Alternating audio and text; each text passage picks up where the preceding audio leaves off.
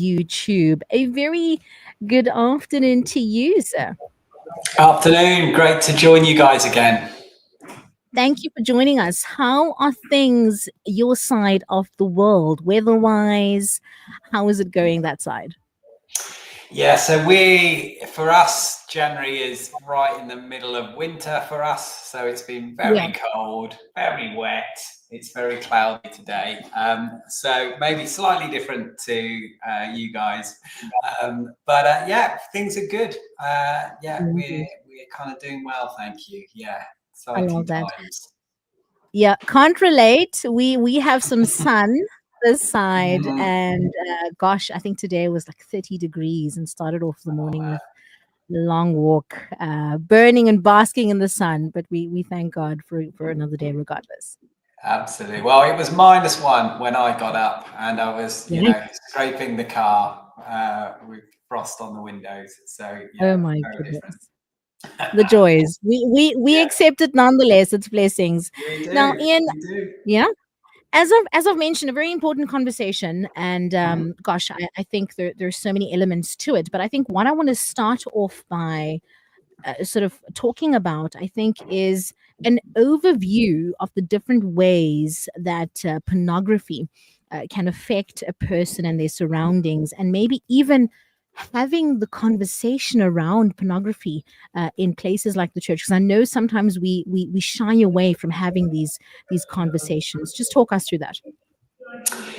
Yeah, absolutely. I mean, I think it's probably worth saying and starting with the fact that even what we mean when we say the word pornography, because I think it has different things in different people's minds. I mean, pornography has changed a lot. It's been around forever, but I would say it's an old enemy with new weapons. Pornography is no longer magazines shoved under mattresses for most people. It's of course online. In fact, the 5 major porn sites received 122 billion visits in 2023. That's 4,000 hits every second. This is something that is huge in its reach in a way that perhaps it wasn't maybe 10, 20 years ago. But also what pornography looks like, what that content is. I mean, the dictionary would call it pictures, films, images that have been designed to stimulate sexual excitement. That's the kind of official definition of it, I suppose. Right. But what you would see if someone was to type porn into a search engine today is often very violent, very abusive, often what we would maybe have called hardcore content in the past is now the most common content. And so a lot's changed. So when we sort of talk about pornography, if an older generation is listening, they're probably thinking of those magazines and they're thinking of maybe certain things like nudity or whatever, but perhaps they're not thinking about what it actually has become. And it is now something that is much more addictive because it's much more accessible, but also much more abusive in its nature. And so with that in mind, I think some of the things that we are beginning to understand as a society is how porn impacts an individual in different ways. So one of the things I've already mentioned is that the kind of what we're learning from peer-reviewed research around how addictive and dependent and how it can create dependency. And that's actually this shift from the sort of magazine to the smartphone is a big reason, because digital, as we know, even with our own phones on Instagram or whatever, digital is doing something to our brains. There's a dopamine release. There's things happening in our brains that can make our phones addictive. But porn layered on top of that is something that we're starting to understand is highly addictive for individuals. So one of the impacts is there is addiction, there is dependency, and part of our work as a charity is helping those individuals who feel like this has become a life controlling issue. They want to stop and they can't. Maybe they've prayed a bit, maybe they've talked to people a bit, but actually it seems like it's too big for them, and so they're needing a bit of extra support and help alongside that prayer and community. And in the same way that we recognize that perhaps other addictions like alcohol need that extra help, this is becoming something that often does need that extra support and help. But also mental health, not just that kind of physical health with the brain, has become something that we're seeing. So 49% of users in one report cited that a negative mental health effects because of their porn use. That might be depression, that might be isolation, other kind of anxiety, other mental health issues that are really connected to their porn use. So that just if we were to talk about it as a kind of public health issue, Right. that would be one of the impacts it has. In fact, in the States, 17 states have actually passed resolutions declaring that porn is a public health issue. So what we're seeing now is that porn has become something where it's affecting people's health. That's one of the big impacts. Absolutely. Before we just proceed further, I think and you mentioned this, accessibility. I don't know, unfortunately or fortunately, we live in a society where things are becoming too accessible. And so we find that our children, unfortunately, having so much access to the things that is out on the internet and what they are exposed to, I think that is definitely a contributing factor to the issue around pornography. How do we even begin to challenge this ongoing issue of accessibility? I mean, it's mind-boggling. Yeah, no, absolutely. And even some South African stats that I've seen, 87% of South African teens aged between 12 and 18 have encountered pornography, some being exposed as early as 9 years old. By the age of 13, 27% of South African children report watching porn regularly. So you're absolutely right. This isn't just something that is for adults, even though it is for adults only. The websites say it's for adults only. The reality is that it is children and young people who have access, and that's partly to do with that move to the phones, which most young people, most children have access to. And so unless there is some sort of parental controls being put on that phone, or unless there's some sort of conversations being had with those children, then young people are kind of being given, unfettered access to actually stuff that we would never allow them to have access to in real life. But Absolutely. we just put a phone in their hand and leave them to it. And so that's why it's so important that as parents who are listening, for example, that we are kind of thinking, okay, I've got a part to play in protecting my young people. Yes, I want to see a change in laws and how these things are regulated online. But actually right now, the thing that I can do is I can put parental controls on my phone. I can have a conversation about why they are there and what to do if you saw something by accident. Because particularly those 9-year-olds, for example, often they find they're exposed by accident. They're not looking for it. They're not typed in something. It's a pop-up. It's something that's happened while they're doing something else. And so even having those kind of sessions, one of the things we do with parent workshops that we run is we just help parents talk to younger children. And we talk about the 3 T's. And the 3 T's are something you teach your child to learn and to remember, the 3 T's. So if you see something online that's disturbing by accident, these are the 3 T's. First thing you do is you turn it off. The second thing, other T, is you turn away. You leave your phone and you walk out.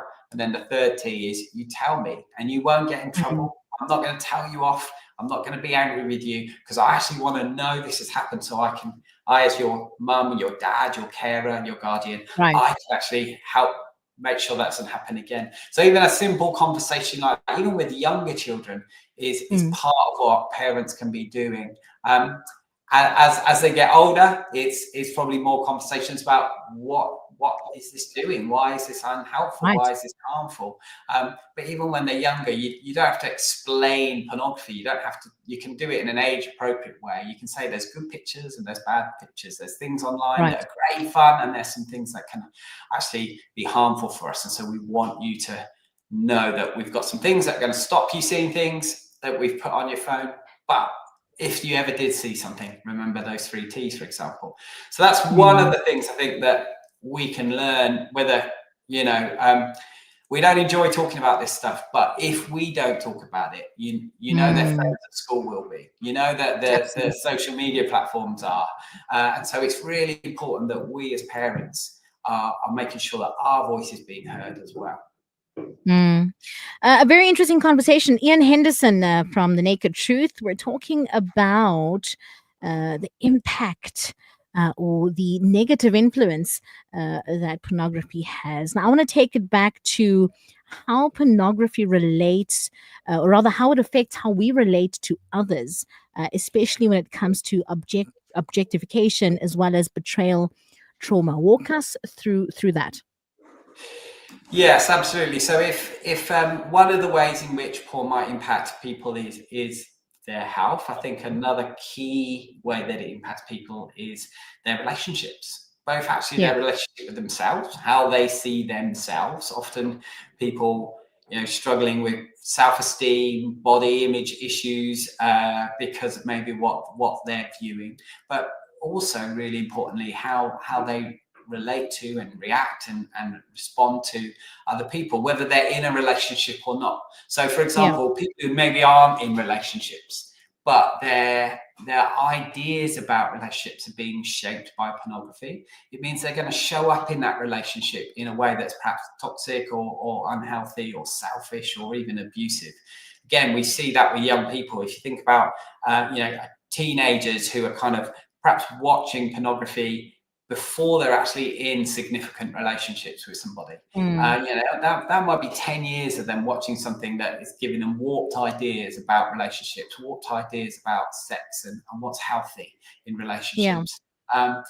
Definitely doesn't have any kind of Christian perspective or faith values in it. And so when those people then go into relationships, often they're bringing those ideas, those kind of concepts into those relationships, those expectations and assumptions. And we see that all the time. So what that can mean is, for example, you can see gender-based violence in relationships is being really fueled by and shaped by the kind of content that's being watched. So, for example, 88% of the top pornographic videos depict some sort of physical violence. Normally, out of those, 97% have been targeted towards women. And then what we're seeing in schools, what we're seeing in relationships, in communities, then is actually more violent relationships, more violence within relationships because of that. Take more significant relationships, though, like marriage, for example, and within the church, we're still seeing Yeah. struggles within relationships because of porn use. We know that within the church, there's an increase, or maybe not an increase, but there's a significant porn use. So 75% of Christian men, 40% of Christian women admit to viewing porn occasionally. 22% of practicing Christians, regular, going to church every week Christians, saying they're watching porn weekly, and 7% daily. So we know that within the church, there is this issue too, that people are using porn, watching porn. And then what that then means in relationships within our churches is that actually that's affecting those relationships too. So, Yeah. for example, betrayal trauma is a phrase that you used. Or what that means really is the trauma that a partner in a relationship experiences when they discover or that maybe their partner has been using pornography or other problematic behaviors sexually, and they've been hiding that for maybe a significant amount of time. Now, out of those partners, you might find out that maybe their husband, for example, has been using porn secretly for the last 5-10 years. 79% of women whose partners have viewed pornography exhibit symptoms of PTSD, which includes betrayal, isolation, insecurity, all sorts of kind of quite deep-seated issues where we understand PTSD, we understand how that makes people feel and what that Yeah. does to them, and the time it takes to recover from that. And what we're learning is that actually partners in relationships, in marriages, are experiencing those symptoms because of porn use. Now, I don't say that to then make the porn user feel like, to shame them. But what I do want us to understand as the church is that, yes, this it impacts the user, but it also impacts the partners in different ways. And so that both people, the user and the partner, are going to need Yeah. support, are going to need help, are going to need to go on a healing journey. I think one of the shocking statistics that isn't just within the church, but would include the church, is that 56% of divorces, so over half, cite obsessive porn use as a contributing factor in the breakdown of the relationship. So one of the things we're seeing is that the root really of relationship breakdown is something like porn use, because understandably, people who are partners of porn users often say to us, it feels the same as an affair. The betrayal feels the same. The pain feels the same. Often the user saying, well, at least I'm not having an affair. I'm only looking at porn. But when you're the partner, that often doesn't feel different. It feels the same. And often, again, what happens is with porn use is it's hidden. There's secrecy, and so that again often causes division and can be significantly damaging in relationships.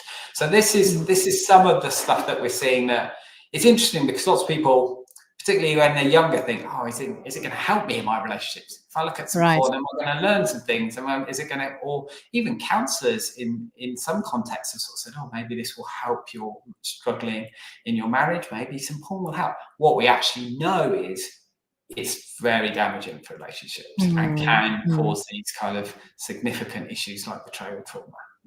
We're live on Facebook and YouTube. I have, and just before I wrap up with the last sort of comment or question, Ian, I have a comment on Facebook. It says, "Good afternoon. Even the songs that people write today, somehow there is an element of pornography in these songs. Some lyrics are absolutely not healthy." And then she adds on to say, "Some pastors are not trained to even give counseling on this topic," which leads me to my next question, Ian, and perhaps in closing, you've touched on how this affects Christians, but I want to talk about how we as a Christian or a kids of the kingdom or children of the kingdom, how can we, without judging, help those who are on this path and are going, I'm struggling, I don't know what to do, I've tried, but I'm struggling with this addiction. Help me. What can we do collectively as children of God to go, I can help you. This is how I can help you. What is the way forward? Yeah, it's a really important question, isn't it? And I think one of the reasons why the church has perhaps not talked a lot about this topic, even though it's so prevalent, is because we don't know the answer to that question. We're not quite sure how to help. And it feels awkward and it feels difficult. And so everyone kind of thinks, well, let's just keep quiet about it. So I would say the first thing actually is to begin to create environments where it's okay to talk about something like this, whether that's your small group that you're in, whether that if you're a church leader and you've maybe got more influence over the environment of your church, but to kind of create shame-free environments where we're not shocked, we're not going to be kind of creating, oh, I can't believe that that we actually understand that this is something that people struggle with. This has been increasingly becoming something that people feel that their shame about as well. That struggle and that shame is absolutely linked together, isn't it? And I think particularly within the church, there is this level of shame. So you're absolutely right to say, how do we talk about this in a way that is shame-free? How do we talk about this in a way that enables people to face the reality of what's happening, be able to seek support and help, know who they are in their faith and in Christ, and start to see change. And so I think the starting point is that we talk about this in a way that we say, even in a small group, you could be saying, next time you're in your home group, you say, oh, I was listening to CCFM Drive, and they were talking about pornography, and they're talking about how it's happening in the church. You could say, I just think it's really important that as Christians we talk about this a little bit more, because if there's someone struggling, they need to know that there's help available for them, and just see what happens. I mean, maybe everyone will look at the floor, but even just something like that, simply just saying, let's just say the word. Let's just say, we know this is happening. But also then, once we start talking about it, we say the word, how can we signpost help for people? I think that's a really important one. And so we as an organisation, Naked Truth Project, we have courses and programs that people can use. We even on the YouVersion Bible app, we've got Bible plans that people can go through that will begin to help them find the support and help that they might need. And so even just saying, look, I don't think I'm an expert. I don't think I could help someone who is struggling with this. That's okay. Right. You don't need to have the expertise. They can go to Naked Truth Project website. They can get that expertise. What you can do is be supporting them, walking alongside them, praying with them, reminding them that this isn't who they are. It's maybe something they've done, even something they do, but it isn't who they are. It's not their identity. That you love them, that you believe in them, then you believe actually that God has got a future for them that doesn't include one, and that you begin to speak that truth and prophesy a better story for them. That's what you can do as a Christian, whether that's as a small group leader or as a friend of someone who's struggling with this. So being willing to talk about it, mention something, just see, you never know, that might be the thing they've been waiting for. How could I ever tell anyone that I'm struggling? Needs someone to say the word often, and then someone, if they're brave enough, might go, well, actually, I'm struggling. And if they said that to you, don't be shocked. Don't go, oh my goodness, but say, wow, that must have been so scary. Thank you for being so real with me. Thank you for being honest with me. I do know there's some places you can get some help. Why don't you go to Naked Truth Project? There's some places you can get some help there. But I don't want to just leave you to do that on your own. I'd love to keep praying with you. I'd love to keep talking with you. I love you. I want to walk with you. Something like that for an individual listening today could change someone's life. Because what we discover is that when we do have people come to join our programs, join our courses like Click to Kick and Control Alt Delete, what happens is they say, I have spent decades thinking that I'm not a proper Christian. I've spent decades thinking I'm a terrible person. I've spent decades hating myself and thinking that God hates me. And then I had the courage to tell somebody, and then I started to see things in the light for what they really are, who I am, who God is. And so often, because it's in the shadows, all people can see is darkness. So sometimes we just need to bring it out a little bit, help people see that there is a future, there is healing, there is restoration, that there's a God who loves you, and forgives you, and can restore you. And so even just talking about that, I think gives people maybe some courage and some hope to ask for help. Absolutely. Ian, thank you so much for having the dialogue and having the conversation this afternoon with myself and the rest of the Drive listeners. Very quickly, for those that want to check out the resources at the Naked Truth, what are your website URLs? How do they find you online? Yeah, so it is nakedtruthproject.com is the best place to go and find us. And all the programs we run, you'll see there's tabs for looking for help, but also if as you're a church and you just want to get some resources on how to help others, you'll be able to find that on the same website as well. So nakedtruthproject.com. Fantastic. Thank you so much for your time. And I think one other element to this, when we do chat again, of course, is to maybe talk about, and I know we touched on it a little bit as we started the conversation, but maybe children and pornography and how to sort of have that conversation. Very important. For now, thank you so much once again. Thanks for inviting me. All right then. Bless you. Keep well. Bye.